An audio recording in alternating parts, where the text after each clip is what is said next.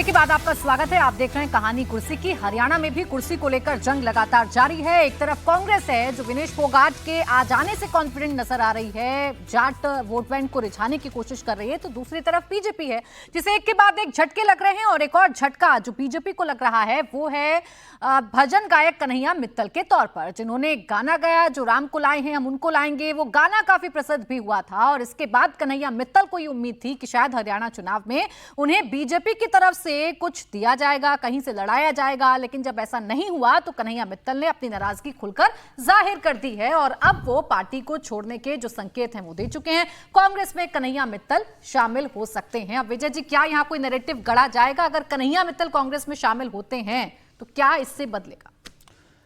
कुल मिलाकर एक माहौल बदल रहा है, परसेप्शन बदल रहा है कि कांग्रेस के लिए ये माहौल बन रहा है कि भाई अब कांग्रेस वहां सरकार बनाने वाली है और भारतीय जनता पार्टी को लोग छोड़कर जा रहे हैं। ये कोई केवल कन्हैया मित्तल से ऐसा परसेप्शन बन रहा है, ऐसा नहीं है। पार्टी के एमएलए छोड़ गए, पार्टी के मंत्री छोड़ गए, तो वो तो और बड़े लोग थे। कन्हैया मित्तल भी छोड़ के जा रहे हैं, तो ओवरऑल ये माहौल बनता जा रहा है जैसे जैसे चुनाव नजदीक आ रहे हैं कि वहाँ भारतीय जनता पार्टी कमजोर स्थिति में हो रही है और दिन पर दिन कमजोर होती जा रही है। लेकिन मैं अक्सर इस बात को कहता हूं कि चुनावों को, इन सब घटनाओं के अलावा चुनावों का जो अंतिम सत्य है वो नतीजे होते हैं। ये जो माहौल बनता है ना, आप छत्तीसगढ़ के चुनाव देखिए, विधानसभा के हुए थे, मध्य प्रदेश का विधानसभा चुनाव देखिए, राजस्थान का विधानसभा चुनाव देखिए, सब जगह सवाल तो छत्तीसगढ़ में तो था कि भूपेश बघेल के अलावा कुछ हो ही नहीं सकता वहां पर। तो इसलिए माहौल बन रहा है। अभी स्थिति कमजोर है ही भारतीय जनता पार्टी है और भारतीय जनता पार्टी की लड़ाई आज की तारीख हरियाणा में बहुत इंटरेस्टिंग हो गया कि हरियाणा में दोनों पार्टियां, कांग्रेस और बीजेपी, उनकी लड़ाई आपस में ही है। आपस में मतलब बीजेपी की लड़ाई बीजेपी से है, कांग्रेस की लड़ाई कांग्रेस से है। अब वो दोनों किस लड़ाई में कौन ज्यादा नुकसान उठाएगा, कौन नहीं करेगा, क्योंकि वो उस पर बड़ी बात है। और आम आदमी पार्टी है वो अपने उसमें लगे हुए। मुझे लगता है कि कुछ संभावना अब भी बची हुई है कि वो उनके साथ चले जाएं, क्योंकि राहुल गांधी जी ने कह दिया है और राहुल गांधी जी को इंडिया ब्लॉक का लीडर बनना है। हरियाणा में 2-4 सीटों का नुकसान फायदा हो जाए कोई बात नहीं, लेकिन इंडिया ब्लॉक का सर्वमान्य लीडर बनना है। इसलिए उन्होंने ये आदेश दे दिया है, भले ही पार्टी माने ना माने। और कोई नुकसान तो नहीं होगा आम आदमी पार्टी यदि ये कांग्रेस के साथ गठबंधन कर ले। फायदा होगा कि नहीं होगा, लेकिन कोई बड़ा नुकसान होगा ऐसा नहीं है। हो सकता है कि साथ नहीं हो तो नुकसान हो जाए, क्योंकि वो 10-20 सीटों पर खड़ा कर दें, 10-20 सीटों पर 5,000-10,000 वोट का नुकसान कर दें। फायदा हुआ है। अगर आप चंडीगढ़ का चुनाव देखेंगे लोकसभा का, तो मनीष तिवारी इसी कारण जीत पाए कि आम आदमी पार्टी 5.5 लाख वोट मिले हरियाणा में, और 5.5 लाख वोट मिले, वो तो कह रहा हूं मैं। लेकिन लोकसभा में बड़ा फायदा नहीं भी हो रहा तो नुकसान तो नहीं होने वाला है। यानी आम आदमी पार्टी से जो गठबंधन की बातें चल रही हैं समीर जी, वो सक्सेसफुल हो सकती हैं, ये सीधा समझा जाए? निश्चित रूप से मुझे लग रहा है कि आम आदमी पार्टी का गठबंधन होना चाहिए कांग्रेस का। और कांग्रेस को इस बात को एहसास है कि जो लोकसभा चुनाव हुआ था उसमें जिस तरीके से चंडीगढ़ सीट पर मनीष तिवारी जीते, वहां आम आदमी पार्टी का गठबंधन हो गया था कि कॉर्पोरेशन में मेयर आम आदमी पार्टी का कांग्रेस के सहयोग से उन्होंने बना लिया था। कांग्रेस और आम आदमी पार्टी मिल गए तो वहां मेयर को अपना उन्होंने बना लिया। और जब लोकसभा में मनीष तिवारी जिनके जीतने की संभावना बहुत कम थी चंडीगढ़ सीट पर, जहां भारतीय जनता पार्टी का बहुत स्ट्रांग संगठन है, वहां पर मनीष तिवारी जीत जाते। खुद मनीष तिवारी लड़ना नहीं चाहते थे उस वक्त तक। हाँ, मतलब बाहर से आके लड़े और जीते। तो मुझे लग रहा है कि एक संदेश गया होगा कि अगर मिलकर चुनाव लड़ते हैं। और ऐसा देखिए, आम आदमी पार्टी को पूरी तरीके से हरियाणा में खारिज करना भी मुझे लगता है ठीक नहीं है। आज 5.5 लाख वोट मिले हैं और 4 से 5 सीटें ऐसी है जहां आम आदमी पार्टी चुनाव परिणामों को प्रभावित कर सकती है। अगर भारतीय जनता पार्टी को अगर रोकना है सत्ता में आने से तीसरी बार और कांग्रेस सरकार बनाना चाहती है, तो अगर 4-5 सीटें अगर गठबंधन हो जाता है और उसके आधार पर आप 8 या 10 सीटों पे आपको सपोर्ट मिल जाता है, तो मुझे लग रहा है उसमें जाना चाहिए। सारे राजनीतिक दल अगर राजनीतिक रूप से जो लगता है कि जिसका गठबंधन जाकर हमें कोई राजनीतिक लाभ होगा तो उस पार्टी के साथ गठबंधन करते हैं। आम आदमी पार्टी का चूंकि हरियाणा में पंजाब के अंदर सरकार है और पंजाब से सटा हुआ एरिया है, वहां पर थोड़ा प्रभाव देखा जा रहा है। तो मुझे लग रहा है कि इसमें कोई रिस्क नहीं लेना चाहिए। गठबंधन करे तो मुझे लग रहा है उनकी स्थिति मजबूत होगी। और जहां तक खबर ये आ रही है कि लगभग सहमति बन गई है 4 और 5 सीटों की, जिसकी आधिकारिक घोषणा कल कर दी जाएगी। अब ये देखना होगा कि 4 से 5 सीटें कौन सी दी जाती है और फिर क्या कांग्रेस जो सीटें आम आदमी पार्टी को देगी तो वहां पर जो उनके दावेदार थे, क्या वो इस बात को एक्सेप्ट करते हैं कि आम आदमी पार्टी को दिया है तो पार्टी के लिए काम करेंगे? वहां भी बगावत देखने को मिल सकते हैं कि फिर कांग्रेस के नेता बगावत करके वहां से चुनाव लड़ते कि नहीं। तो अभी तो मुझे लग रहा है कि अब नॉमिनेशन में सिर्फ 4 दिन बाकी है और अभी तक भारतीय जनता पार्टी की 23 सीटें और कांग्रेस सिर्फ अभी 36 सीटें डिक्लेयर कर चुकी है। मतलब कांग्रेस बीजेपी को 23 सीटें और डिक्लेयर करना है और कांग्रेस सिर्फ 36 सीटें डिक्लेयर की है, बाकी नाम भी अभी आना है। तो मुझे लग रहा है अभी तो बगावत हुई है, अभी तो और नाम आने के बाद अभी और बगावत देखने को मिलेगी। लेकिन इस बार का चुनाव बगावत के लिए ज्यादा जाना जाएगा। अब देखिए, एक मुश्किल कांग्रेस के लिए जम्मू कश्मीर से खड़ी हो गई है। एक तरफ हरियाणा में कांग्रेस कॉन्फिडेंट भी नजर आ रही है, माहौल कांग्रेस की तरफ बन रहा है, एक नैरेटिव गढ़ने में कहीं ना कहीं कांग्रेस सफल हो गई है। लेकिन जम्मू कश्मीर में अब अफजल गुरु का जो जिन है वो बाहर निकल चुका है, और ये जिन कांग्रेस को कितना भारी पड़ सकता है ये हम आपको बताएंगे।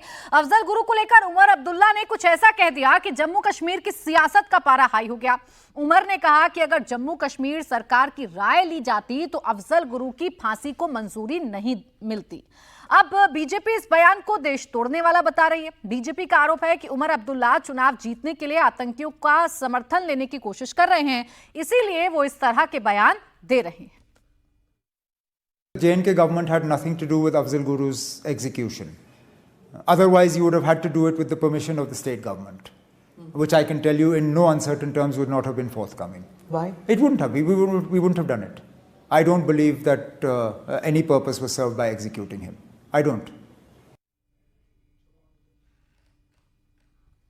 तो आपने सुना, सीधे तौर पर अफजल गुरु की फांसी को लेकर उमर अब्दुल्ला की तरफ से बयान दिया जा रहा है कि अगर जम्मू कश्मीर सरकार की राय ली जाती तो अफजल गुरु को फांसी ना होती। आपको जानकारी दें, 2013 में फांसी हुई, 11 साल बाद ये मामला फिर से उठाने की कोशिश की जा रही है। अपने वोट बैंक को रिझाने की उमर अब्दुल्ला कोशिश कर रहे हैं और इसीलिए वो बीजेपी के टारगेट पर हैं। सवाल कांग्रेस से भी पूछा जा रहा है कि अफजल गुरु की फांसी तो आपके कार्यकाल में हुई थी, कार्रवाई आपके कार्यकाल में हुई थी, अब अफजल गुरु पर जो कहना है उमर अब्दुल्ला का, आप उस पर कुछ क्यों नहीं कहते, आप स्टैंड साफ क्यों नहीं करते हैं? ये अब बीजेपी की तरफ से सवाल पूछे जा रहे हैं। और हर्षवर्धन जी, ये तो उमर अब्दुल्ला को बताना भी होगा ना, फांसी क्या स्टेट गवर्नमेंट रुकवा सकती है? सुप्रीम कोर्ट का फैसला, उसमें कहां दखलंदाजी जम्मू कश्मीर सरकार की तरफ से की जा सकती थी, या कोई गुंजाइश भी होती है ऐसे फैसलों में? देखिए, इसके दो पक्ष हैं। एक पहलू ये है कि अफजल गुरु को भारतीय न्याय व्यवस्था में जो हाईएस्ट रेमेडी होती है उसको एक्सरसाइज करने का ऑप्शन दिया गया। सर्वोच्च न्यायालय तक गए, सर्वोच्च न्यायालय में रिव्यू पिटीशन गई, उसके बाद प्रेसिडेंट के यहाँ मर्सी के लिए गए, वो भी खारिज हुई। उसके 7 साल बाद उनको फांसी मिली 2006 के बाद। लेकिन मुश्किल कहाँ है ये समझिए। दरअसल लोकसभा चुनाव में जिस तरह से उमर अब्दुल्ला हारे, वो इंजीनियर रशीद से हार गए। इंजीनियर रशीद कट्टरपंथी माने जाते हैं। अब्दुल्ला पिता पुत्र ये एक ऐसी राजनीति करते हैं जिसमें अपने आप को सॉफ्ट, जिसको कहें ना कि जो सेपरेटिज्म है, एक्सट्रीमिज्म है, उस तरफ जाते नहीं दिखते। उसका किसके ऊपर है, उसका ठीकरा फोड़ा जाता है सईद परिवार, यानी मुफ्ती मोहम्मद सईद, फिर महबूबा मुफ्ती, अब उनकी बेटी इल्तिजा देखिए कैसे आगे बढ़ती है। जो उमर अब्दुल्ला की राजनीति है वो इतनी खतरे में है कि उनको दूसरी विधानसभा में जाना पड़ा। उमर अब्दुल्ला की राजनीति इतनी खतरे में है क्योंकि वहाँ अवामी इत्तेहाद पार्टी रशीद इंजीनियर वाली, DPAP जो इनकी है गुलाम नबी आज़ाद वाली, सज्जाद लोन वाली पीपल्स कॉन्फ्रेंस, तो ऐसी जो छोटी छोटी पार्टियां हो गई तो उनको डर अब दूसरी तरह का लग रहा है। उनको लग रहा है कि कहीं ऐसा ना हो कि जम्मू में भारतीय जनता पार्टी बड़ा शानदार प्रदर्शन कर ले, 43 में 28, 30, 35 या और उसके आसपास चली जाए तो उधर से उसको मिल जाए। यहां क्या हो, यहां फ्रैक्चर्ड मैंडेट आ जाए, यानी 10 मिल गया किसी को, 5 मिल गया किसी को, 8 मिल गया। तो वो जो एक्सट्रीमिस्ट लाइन ले रहे हैं वो सेपरेटिस्ट को अपनी तरफ लाने के लिए, जो जिन वजहों से वो इंजीनियर रशीद से हार गए उसकी वजह से, और सबको बताना चाहते हैं कि हम भले यूपीए सरकार का हिस्सा थे, अफजल गुरु की फांसी के साथ हमारी सहमति नहीं थी। तो ये बात आपको 2013 में कहनी थी, आज 2024 में कहने का इसका कोई मतलब नहीं था, सिर्फ और सिर्फ इसलिए क्योंकि अब्दुल्ला परिवार की राजनीति पूरी तरह से खतरे में। चलिए, वो तो अपनी राजनीति बचा रहे हैं, अपने वोट बैंक को बचा रहे हैं अवधेश जी, लेकिन यहाँ कांग्रेस की चुप्पी किस तरफ इशारा कर रही है? और इसी चुप्पी को बीजेपी ने अपना सबसे बड़ा हथियार बना लिया है। कहा जा रहा है कि इंडिया गठबंधन की खतरनाक सोच उजागर हो गई है। एनसी से गठबंधन पर पहले ही कांग्रेस को घेरा जा रहा था। अफजल गुरु पर अगर आप शांत रहेंगे तो सवाल तो पूछा जाएगा ना, नुकसान भी उठाना पड़ सकता है कांग्रेस को। देखिए, अफजल गुरु को तो फांसी की सजा हो गई 2005 में, 2006 में उसकी एक याचिका भी रद्द हो गई। इसके बावजूद 7 साल तक कांग्रेस उसकी फाइल पर बैठी रही। अगर प्रणब मुखर्जी नहीं आते, राष्ट्रपति नहीं होते, वो फाइल पर हस्ताक्षर, हालांकि वो कैबिनेट के कहा जाता है कहने से, लेकिन हम लोगों की जानकारी है कि उन्होंने स्वयं फोन किया था कि भैया इसकी ये फाइल से पड़ी हुई है, इसको फाइनल करना पड़ेगा। तब जाके उसको जेल, वो भी स्थिति बन गई थी कि भारतीय जनता पार्टी ने, राष्ट्रवादियों ने इसको बहुत बड़ा मुद्दा बनाया था कि अफजल गुरु को क्यों इन्होंने रखा हुआ है, क्यों फांसी पर नहीं चढ़ाते हैं। इसके बाद अचानक हम लोग कहीं बाहर थे, मुझे याद है मैं बिजनौर में था, सुबह एक अखबार से फोन आया कि अफजल गुरु को फांसी हो गई, एक आर्टिकल तुरंत दीजिए। तब मुझे पता चला कि उसको तुरंत भोर में उठा के फांसी चढ़ा दिया गया है। तो एक बड़ा मुद्दा बनाया गया था और इस समय कांग्रेस ने इसी पर चुप्पी नहीं साधी है। कांग्रेस ने अफजल गुरु पर चुप्पी साधी है। अभी जो वहां हलाल और हराम जो दोनों चल रहा है महबूबा और उमर अब्दुल्ला के बीच, कि भैया जमाते इस्लामी को बैन हटा करके और उसको चुनाव लड़ाया जाए, जो महबूबा मुफ्ती ने मांग की है, और जो उमर अब्दुल्ला ने कहा है कि वो तो कहते थे कि चुनाव जो है हराम है, अब उनके लिए हलाल हो गया क्या, उस पर भी वो जो शंकराचार्य पर्वत को जो कह रहे हैं कि ये तो तख्ते सुलेमान हम नाम देंगे, ये सारे पर 370 वापस लाएंगे, पुरानी व्यवस्था। तो कांग्रेस तो इस समय कुछ बोलने के लिए तैयार नहीं है, लेकिन घाटी के अंदर जो खतरनाक खेल हो रहा है वो कांग्रेस की पॉलिटिक्स से ज्यादा चिंता का विषय है।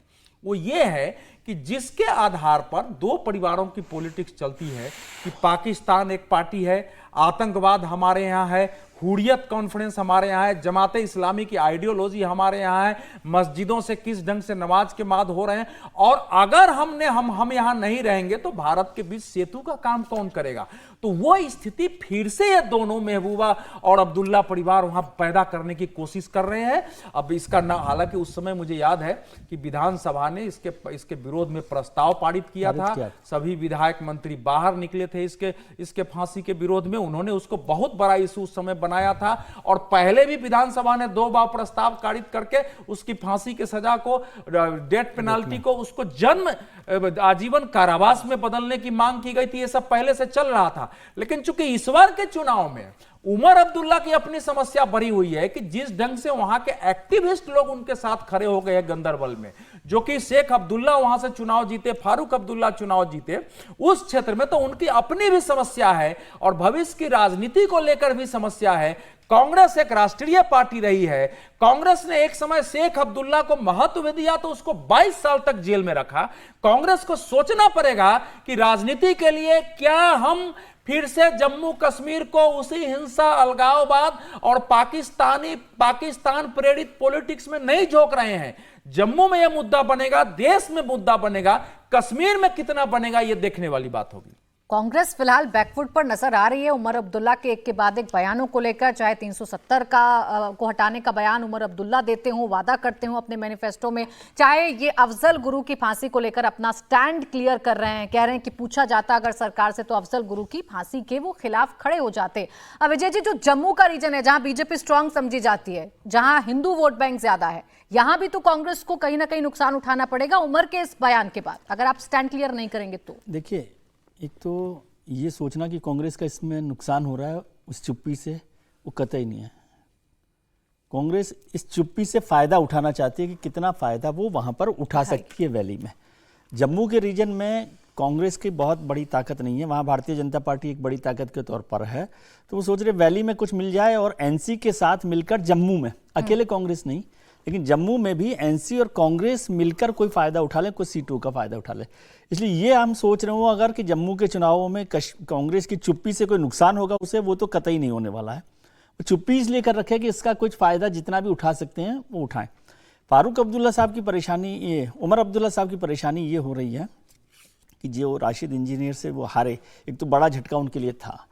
अभी जो मुझे जानकारी मिली कि वैली में, क्योंकि उनको लग रहा है जम्मू में तो भारतीय जनता पार्टी अच्छा प्रदर्शन करेगी, ऐसा उनको लग रहा है, वैली में उनको लग रहा था कि एनसी, पीडीपी और कांग्रेस अच्छा करेगी, लेकिन भारतीय जनता पार्टी ने वहां पर करीब करीब 10 सीटों पर निर्दलीय जो उम्मीदवार हैं उनके साथ एक अंडरस्टैंडिंग की है। और उमर अब्दुल्ला साहब को यही लग रहा है कि यदि 10 सीटों पर भारतीय जनता पार्टी वहां पर कोई ताकत बना लेती है अपनी, तो फिर तो उनकी सरकार बन जाएगी। और इसीलिए मैं आज बता रहा हूं आपको कि एनसी और पीडीपी आज अलग अलग दिखाई दे रहा हूं, लेकिन ये तीनों पार्टियां प्री पोल नहीं तो पोस्ट पोल में एक साथ दिखेंगी भारतीय जनता पार्टी को रोकने के लिए। ये सारी एक परेशानी हो रही, क्योंकि जम्मू तक वो चलते तो सोचते कि जम्मू में तो जो हो रहा है वो हो रहा है। भारतीय जनता पार्टी के लिए जम्मू में एक और बड़ा फायदा हुआ कि वहां पर उन्होंने सीट बढ़ा दी डिलिमिटेशन के बाद, है ना। और दूसरा जो रिजर्व सीट थी, जो नॉमिनेटेड सीट थी, वो भी बढ़ा दिए, तो करीब करीब भारतीय जनता पार्टी को 8 सीटों का फायदा तो वैसे ही हो रहा है। तो इसलिए वो कमजोर ताकत के तौर पर नहीं है, और यदि वो 10 नहीं तो 5-7 सीटों पर भी वैली में कुछ काम कर लेती है, एक अंडरस्टैंडिंग कर लेती है, इसलिए वो कह रहे हैं। आप उमर अब्दुल्ला साहब को सुन नहीं रहे, अफजल गुरु की बात छोड़िए, वो कह रहे हैं ये आतंकवादियों को जेल से छुड़ाकर मेरे खिलाफ खड़ा कर रहे हैं। और अफजल गुरु, मैंने कल भी शायद इस बात का जिक्र किया था कि अब उमर अब्दुल्ला साहब को याद रखना चाहिए कि जब मसूद अजहर को IC-14 के हाईजैक के वक्त छोड़ने का फैसला भारत सरकार ने किया था, तो फारूक अब्दुल्ला साहब मुख्यमंत्री थे जम्मू कश्मीर के, और वो अड़ गए थे कि मैं किसी भी हालत में इनको नहीं छोड़ूंगा। प्रधानमंत्री के आदेश के बाद जसवंत सिंह खुद उनसे बात करके उनको छोड़ने की बात हुई थी, नहीं तो फारूक अब्दुल्ला अड़ गए। अब एक तरफ तो फारूक अब्दुल्ला मसूद अजहर को जेल से छोड़ने पर अड़ रहे हैं, दूसरी तरफ अफजल गुरु को फांसी को लेकर कर रहे हैं। और ये मसला पार्टी का है ही नहीं, ये तो जो जिसका हर्षवर्धन जी ने भी जिक्र किया कि ये तो पूरे जुडिशियल प्रोसेस से हम लोग निकल कर आए, इसमें राज्य सरकार केंद्र सरकार इसका कोई लेना देना नहीं है। और दूसरा हिस्सा पॉलिटिकल यह है कि जब वो UPA की सरकार थी, जब फांसी हुई तब नेशनल कॉन्फ्रेंस उनके साथ। अब देखिए जिस स्ट्रेटेजी का जिक्र आपने किया है, एक लाइन देखिए, ऐसा है कि जम्मू कश्मीर में भले ये ना हो, ये हरियाणा में भी इशू बनेगा, ये अफजल गुरु का आतंकवाद को ये महाराष्ट्र में भी इशू बनेगा। अगर बीजेपी ने इसको ठीक से भुनाया तो लोगों के अंदर राष्ट्रवाद का भाव बढ़ सकता है। ये कांग्रेस इस रिस्क को अभी नहीं समझ रही है। भूपेंद्र सिंह हुड्डा पहले कांग्रेस के नेता थे जिन्होंने कहा कि 370 हटा, बिल्कुल सही हुआ, उसको हटा ही देना चाहिए था, क्योंकि उनको मालूम था हरियाणा का सेंटीमेंट। ठीक है, अब देखिए जिस स्ट्रैटेजी की बात हो रही है बीजेपी की, चाहे वो जम्मू कश्मीर की जब हम बात कर रहे हैं कि वैली में कुछ परिवर्तन कर रही है बीजेपी अपनी रणनीति में, कैंडिडेट्स को जो उतारा जा रहा है, मुस्लिम कैंडिडेट बीजेपी की तरफ से दिए जा रहे हैं। अब देखिए छठी लिस्ट सामने आई है, 10 सीटों पर अपने उम्मीदवारों का ऐलान किया है, जिसमें से 5 सीटों पर मुस्लिम कैंडिडेट भारतीय जनता पार्टी ने उतारे हैं। देखिए करनाह में मोहम्मद इदरिस करनाही को टिकट दिया गया है, हंदवाड़ा में श्री गुलाम मोहम्मद मीर को टिकट दिया गया है, सोनावारी में श्री अब्दुल रशीद खान को टिकट दिया गया है, बांदीपुरा में नसीर अहमद लोन को टिकट दिया गया है, गुरेज की अगर बात करें तो फकीर मोहम्मद खान को टिकट दिया गया है। तो ये छठी लिस्ट सामने आई है भारतीय जनता पार्टी की। कुल 10 सीटों पर आपने उम्मीदवार उतारे हैं, बीजेपी ने उम्मीदवार उतारे हैं, जिसमें 5 पर मुस्लिम उम्मीदवार बीजेपी ने उतारे हैं। और यही परिवर्तन समीर जी विरोधियों के लिए परेशानी का सबब बन रहा है। देखिए निश्चित रूप से अगर पहले भारतीय जनता पार्टी की जो सीट सूची जारी हुई थी उसमें 15 मुस्लिम कैंडिडेट थे, आज 5 मुस्लिम कैंडिडेट भारतीय जनता पार्टी ने घोषित किए। तो देखिए घाटी में अगर भारतीय जनता पार्टी को लड़ना है और सीट जीतने की संभावना देखना है तो मुझे लग रहा है कि मुस्लिम कैंडिडेट ही उतारने पड़ेंगे। और भारतीय जनता पार्टी 2014 के बाद से लगातार जिस घाटी के अंदर ध्यान दे रही थी, जब 16-17 में जब महबूबा से उनका गठबंधन टूटा और उसके बाद जब उन्होंने आर्टिकल 370 वहां से रिमूव किया है, उसके बाद से घाटी में भारतीय जनता पार्टी का एक कोशिश है संगठन के स्तर पर, और संघ ने भी एक कोशिश की कि घाटी के अंदर किसी तरीके से भारतीय जनता पार्टी कुछ ऐसे कैंडिडेट आए जो मुस्लिम हो लेकिन जिन्हें एक राष्ट्रवादी मुस्लिम का तगमा मिले और उनको समर्थन हो सके। तो संघ पिछले 4 साल से लगातार इस तरह की घाटी के अंदर कोशिश कर रहा था जमीन स्तर पर कि राष्ट्रवादी मुस्लिम लोग भारतीय जनता पार्टी के साथ जुड़े, और मुझे लग रहा है उसमें काफी हद तक भारतीय जनता पार्टी को सपोर्ट मिला है। और ये जो कैंडिडेट डिक्लेयर हो रहे हैं ये सब भारतीय जनता पार्टी से जुड़े हैं, जमीनी स्तर पर काम कर रहे थे, मुझे लग रहा है इसका फायदा मिलेगा। लेकिन जहां तक जम्मू की बात है, जम्मू में भारतीय जनता पार्टी के लिए बहुत आसान नहीं रहने वाला है। 2014 में जब महबूबा के साथ सरकार बनाई थी, पहले उनके पिता के साथ सरकार जब बनाई थी मुफ्ती मोहम्मद सईद के बाद, और उसके बाद जब महबूबा के सरकार बनाई तो 3 मंत्री जम्मू से बने हुए थे। और ये लगातार वहां की जनता की इस बात की नाराजगी थी कि सारे बड़े काम महबूबा मुख्यमंत्री के रूप में घाटी में कर रही है, कश्मीर में कर रही है, और जम्मू के लिए कोई बड़ा काम नहीं हो रहा है। और यहाँ के जो मंत्री है उन्होंने हमारे क्षेत्र को बहुत निगलेक्ट किया है। जब एम्स दिया गया था जम्मू को, प्रधानमंत्री मोदी जब गए थे 2015 में, उन्होंने घोषणा की थी कि मैं एम्स दूंगा, उसके बाद उस एम्स को महबूबा ने अपने मुख्यमंत्री काल में कह दिया कि यह कश्मीर में जाएगा। उस समय जम्मू में धरना प्रदर्शन हुए थे, तब भारतीय जनता पार्टी के जो तीनों मुख्यमंत्री थे महबूबा की सरकार में, उन्होंने महबूबा का साथ दिया था। तो वहां एक नाराजगी रही, उसी कारण निर्मल का टिकट भारतीय जनता पार्टी को काटना पड़ा। अभी वहां जमीनी स्तर पर सेंटिमेंट है कि जब सरकार में थे तो जम्मू को वहां के मंत्रियों ने बहुत इग्नोर किया था। मुझे लग रहा है वो नाराजगी भी भारतीय जनता पार्टी के नेताओं को वहां दूर करनी पड़ेगी। और अगर भारतीय जनता पार्टी वहां 43 में से अगर ज्यादा सीटें 40 तक जीत जाती है तो सरकार बनाना भारतीय जनता पार्टी के लिए बहुत आसान होगा। जम्मू का प्रदर्शन तय करेगा कि भारतीय जनता पार्टी वहां कैसा प्रदर्शन करने जा रही है। हालांकि इस बार मुझे लगता है कि घाटी में भी सरप्राइजिंग प्रदर्शन भारतीय जनता पार्टी का रहने वाला है। कुछ ऐसे लोगों को भी भारतीय जनता पार्टी समर्थन दे रही है जिनकी जीतने की संभावना है और जो निर्दलीय जीतकर भारतीय जनता पार्टी के साथ गठबंधन में आ सकते हैं। तो मुझे लग रहा है भारतीय जनता पार्टी अभी दौड़ में बनी हुई है।